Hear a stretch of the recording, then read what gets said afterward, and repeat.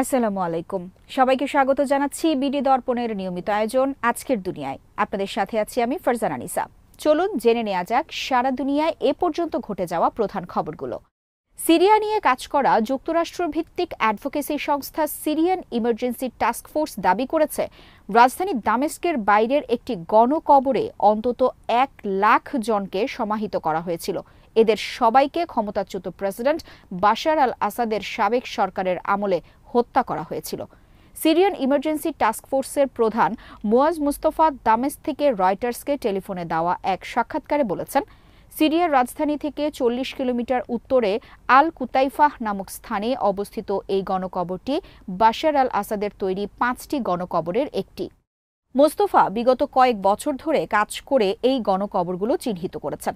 তিনি বলেন, 1,00,000 মানুষের এই সংখ্যাটি সবচেয়ে কম অনুমান। মোস্তফার দাবি অনুসারে এই সংখ্যা আরও বেশি হতে পারে। তিনি নিশ্চিত যে এই 5টির বাইরে আরও গণকবর আছে এবং ভুক্তভোগীদের মধ্যে কেবল সিরীয়রাই নয়, যুক্তরাষ্ট্র, যুক্তরাজ্য ও অন্যান্য দেশের নাগরিকেরাও আছেন।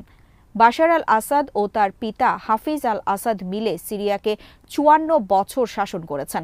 তাদের বিরুদ্ধে ব্যাপক বিচার বহির্ভূত হত্যাকাণ্ডের অভিযোগ আছে।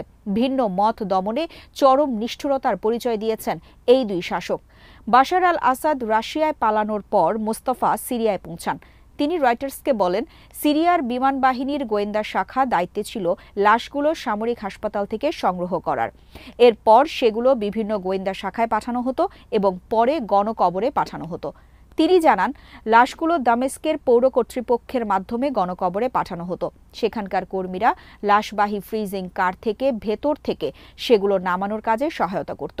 মুস্তফা আরও বলেন, যারা এসব গণকবরে কাজ করেছেন আমরা তাদের সঙ্গে কথা বলতে সক্ষম হয়েছি এবং যারা নিজেরা সিরিয়া থেকে পালিয়ে গেছেন অথবা আমরা যাদের পালাতে সাহায্য করেছি তাদের সঙ্গেও কথা বলেছি। তিনি বলেন, অনেক বুলডোজার চালক জানিয়েছে তারা কর্তৃপক্ষের নির্দেশ অনুযায়ী লাশগুলো গর্তে নামানোর আগে অনেকগুলো লাশকে চাপ দিয়ে সংকুচিত করতেন এবং পরে মাটি চাপা দিতেন। মোস্তফা উদ্বেগ প্রকাশ করে বলেন, এসব গণকবর অরক্ষিত। তদন্তের প্রমাণ সংরক্ষণের জন্য সেগুলো রক্ষা করা প্রয়োজন। গাজা উপত্যকায় প্রতিরোধ যুদ্ধের 437তম দিন ছিল সোমবার। এদিনও গাজার বিভিন্ন প্রান্তে দখলদার সেনাদের ওপর হামলা চালিয়েছে প্রতিরোধ সংগঠনগুলো। এছাড়া হামাস যোদ্ধারা স্নাইপারের গুলিতে এক সেনাকে হত্যা করেছে। ইসলামিক জিহাদের সামরিক শাখা আল কুদস ব্রিগেড জানিয়েছে, তাদের যোদ্ধারা উত্তর জাবালিয়া উদ্বাস্তু শিবির এলাকায় আবু হুসেন স্কুলের কাছে একটি মার্কাভা ট্যাঙ্কের ওপর হামলা চালিয়েছে। এদিকে আল কুদস ব্রিগেড হামলার একটি ভিডিও প্রকাশ করেছে। ভিডিওতে জাবালিয়া এলাকায় ইসরায়েলি বাহিনীর কমান্ড হেডকোয়ার্টারের উপর মর্টার হামলার দৃশ্য রয়েছে। হামলার পর হেডকোয়ার্টারের কাছ থেকে ধোঁয়া উঠতে দেখা যায়। হামাসের সামরিক শাখা আল কাসসাম ব্রিগেড জানিয়েছে, রবিবার দিনের শেষ দিকে জাবালিয়ায় আল বালাদ এলাকায় এক ইহুদিবাদী সেনাকে স্নাইপারের গুলিতে হত্যা করেছে তাদের যোদ্ধারা। এছাড়া সমাজতান্ত্রিক ওমর আল কাশিম ব্রিগেডের যোদ্ধারা রাফাহ শহরের আল জেনেইনা এলাকায় ইহুদিবাদী সেনাদের একটি সমাবেশের ওপর মর্টার হামলা চালিয়েছে।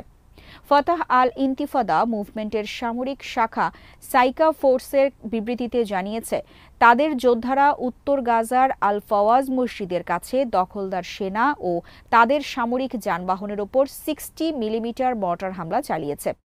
গাজা উপত্যকায় ইসরায়েলি আগ্রাসনের শুরু হয়েছিল গত বছরের 7 অক্টোবর। ওই দিন ভোরে ইসরায়েলের ভেতর ঢুকে হামাসের আকস্মিক হামলার পর গাজায় যুদ্ধ শুরু করে ইসরায়েল। জবাবে দখলদার সেনাদের বিরুদ্ধে প্রতিরোধ গড়ে তোলে উপত্যকার বিভিন্ন সংগঠন। প্রায় 15 মাসের এই যুদ্ধে গাজা এখন ধ্বংসস্তূপে পরিণত হয়েছে। নির্বিচারে বেসামরিক মানুষদের হত্যা করেছে ইসরায়েলি বাহিনী। গাজার প্রায় প্রতিটি বাড়ি ধ্বংস হয়ে গেছে।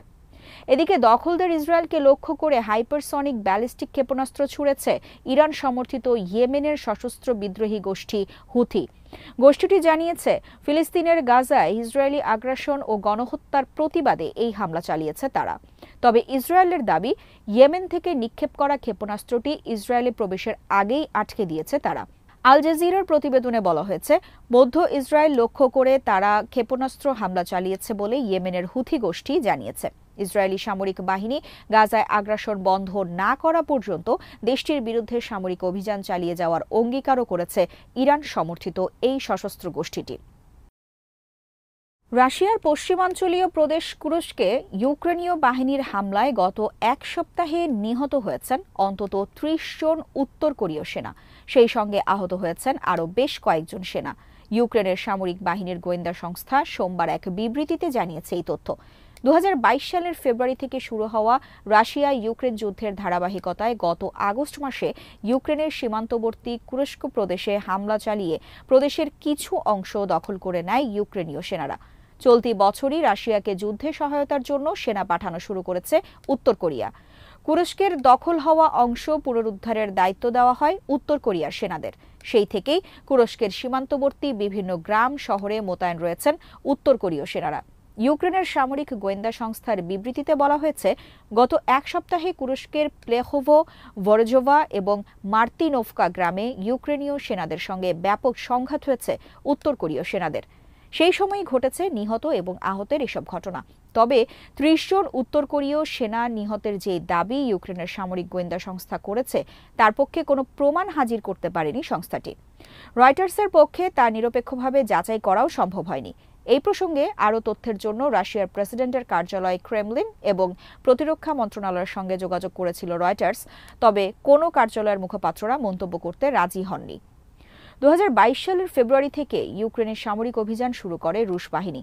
রাশিয়ার প্রেসিডেন্ট ভ্লাদিমির পুতিন নিজে এই অভিযানের নির্দেশ দিয়েছিলেন। গত ৩ বছরের যুদ্ধে ডোনেৎস্ক, লুহানস্ক, জাপোরিজিয়া এবং খেরসন ইউক্রেনের এই ৪ প্রদেশের দখল নিয়েছে রুশ বাহিনী। ২০২২ সালের সেপ্টেম্বরে ৪ প্রদেশকে রুশ ভূখণ্ড হিসেবে স্বীকৃতিও দিয়েছে মস্কো। আস্থা ভোটে পরাজিত হয়েছেন জার্মানির মধ্যবামপন্থী চ্যান্সেলর ওলাফ শোলস। সোমবারের এই পরাজয়ের ফলে ইউরোপের বৃহত্তম অর্থনীতির দেশটি এখন আগাম নির্বাচনের দিকে এগোচ্ছে। আগামী ২৩ ফেব্রুয়ারি নতুন নির্বাচনের তারিখ নির্ধারণ করা হয়েছে। পার্লামেন্ট বুন্দেসটাগে অনুষ্ঠিত আস্থা ভোটে শোলজের পরাজয় প্রত্যাশিতই ছিল। এই ভোটের মাধ্যমে প্রেসিডেন্ট ফ্রাঙ্ক ওয়াল্টার স্টাইনমায়ার পার্লামেন্ট ভেঙে দিতে এবং আনুষ্ঠানিকভাবে নতুন নির্বাচনের ঘোষণা দিতে পারবেন। আস্থা ভোটে ২০৭ জন শোলসের পক্ষে এবং ৩৯৪ জন বিপক্ষে ভোট দেন, যেখানে ১১৬ জন সংসদ সদস্য ভোটদানে বিরত ছিলেন। ভোটের আগে পার্লামেন্টে উত্তপ্ত বিতর্ক হয়। শোলস ও তার প্রতিদ্বন্দ্বীরা বিতর্কে জড়ান। এই বিতর্ক ভবিষ্যৎ নির্বাচনী প্রচারণার আগাম আভাস দিয়েছে। ৬৬ বছর বয়সী শোলস বর্তমানে জনমত জরিপে চরম পিছিয়ে আছেন। তার প্রধান প্রতিদ্বন্দ্বী খ্রিস্টিয়ান ডেমোক্রেটিক ইউনিয়নের নেতা ফ্রিডরিশ ম্যার্জ এগিয়ে রয়েছেন। তিনি সাবেক চ্যান্সেলর অ্যাঞ্জেলা ম্যার্কেলের দলের প্রতিনিধিত্ব করছেন। ৩ বছরেরও বেশি সময় ধরে জার্মানিকে নেতৃত্ব দেওয়া শোলস চরম সংকটে পড়েন যখন গত ৬ নভেম্বর তার ৩ দলীয় জোট ভেঙে যায়। একই দিন ডোনাল্ড ট্রাম্প পুনরায় মার্কিন প্রেসিডেন্ট নির্বাচিত হন। এই রাজনৈতিক অস্থিরতা এমন এক সময় তৈরি হয়েছে যখন জার্মানি উচ্চ জ্বালানি ব্যয় এবং চীনের সঙ্গে কঠিন প্রতিযোগিতার কারণে জর্জরিত অর্থনীতিকে পুনরুজ্জীবিত করার চেষ্টা করছে। এর পাশাপাশি ইউক্রেন যুদ্ধ নিয়ে রাশিয়ার সঙ্গে সংঘাত এবং ন্যাটো ও বাণিজ্য সম্পর্ক নিয়ে ট্রাম্পের প্রত্যাবর্তনের সম্ভাবনা জার্মানির ভূ রাজনৈতিক পরিস্থিতিকে আরও অস্থিতিশীল করেছে।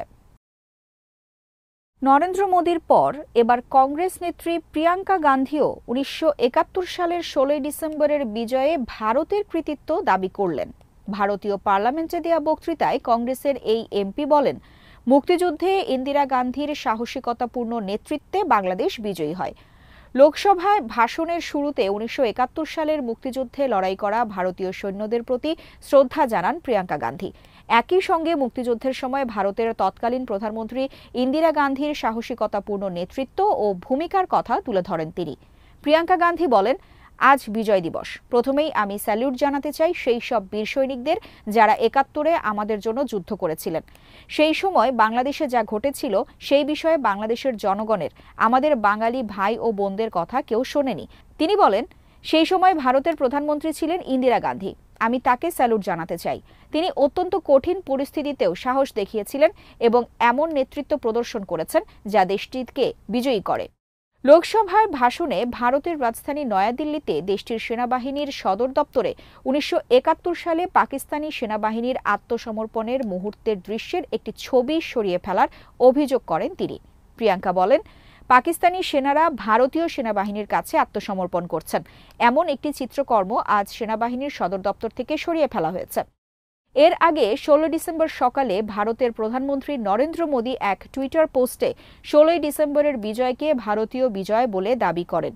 মোদী তার পোস্টে বলেন, 1971 সালের বিজয়ে অবদান রাখা সেনাদের ত্যাগ ও সাহসিকতাকে শ্রদ্ধা জানাই। তবে মোদীর সেই বক্তব্যের তীব্র প্রতিবাদ জানিয়েছেন আইন ও বিচার উপদেষ্টা আসিফ নজরুল এবং বৈষম্য বিরোধী ছাত্র আন্দোলনের নেতা হাসনাত আব্দুল্লাহ সহ অনেকেই। অভূতপূর্ব শৈত্যপ্রবাহে জমে যাওয়ার মতো পরিস্থিতিতে পৌঁছেছে মধ্যপ্রাচ্যের মরু আবহাওয়ার দেশ সৌদি আরব। রবিবার থেকে শুরু হওয়া শৈত্যপ্রবাহে 21,49,690 বর্গ কিলোমিটার আয়তনের এই দেশটির অনেক স্থানে তাপমাত্রা নেমে গেছে শূন্যের নিচে -3 ডিগ্রিতে। সামাজিক যোগাযোগ মাধ্যম এক্সে ইতোমধ্যে একটি ভিডিও ভাইরাল হয়েছে।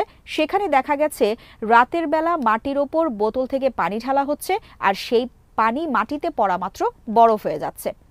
সৌদির আল জৌফ প্রদেশের তাবারজাল জেলায় ইতিহাসে এই প্রথমবার পানি জমে বরফে পরিণত হচ্ছে বলে জানা গেছে।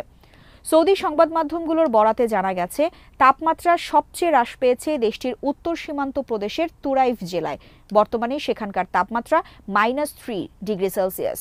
এছাড়া আল কুরা আয়াত ও আল জৌফে -1 ডিগ্রি, রাফহায় 0 ডিগ্রি, আরারে 2 ডিগ্রি, হাফার আল বাতেনে 3 ডিগ্রি, তাবুক এবং হাইলে 4 ডিগ্রি, বুরাইদাতে 6 ডিগ্রি, রাজধানী রিয়াদ এবং আবহায় 8 ডিগ্রি এবং সমুদ্র উপকূলীয় শহর দাম্মাম, আল আহসা, জেদ্দা ও তায়েফে 9 ডিগ্রিতে নেমে গেছে তাপমাত্রা। সৌদির আবহাওয়া দপ্তর ন্যাশনাল সেন্টার অফ মেটেরোলজির সর্বশেষ বুলেটিনে বলা হয়েছে, রাশিয়ার সাইবেরিয়া অঞ্চল থেকে বয়ে আসা শীতল বায়ুর প্রভাবে অভূতপূর্ব এই শৈত্যপ্রবাহ দেখা দিয়েছে। মঙ্গলবার পর্যন্ত এই প্রবাহ অব্যাহত থাকবে এবং সোমবার ও মঙ্গলবার রাজধানী রিয়াদের তাপমাত্রা আরও নেমে গিয়ে 5 ডিগ্রি থেকে 2 ডিগ্রি সেলসিয়াসের মধ্যে ওঠানামা করবে।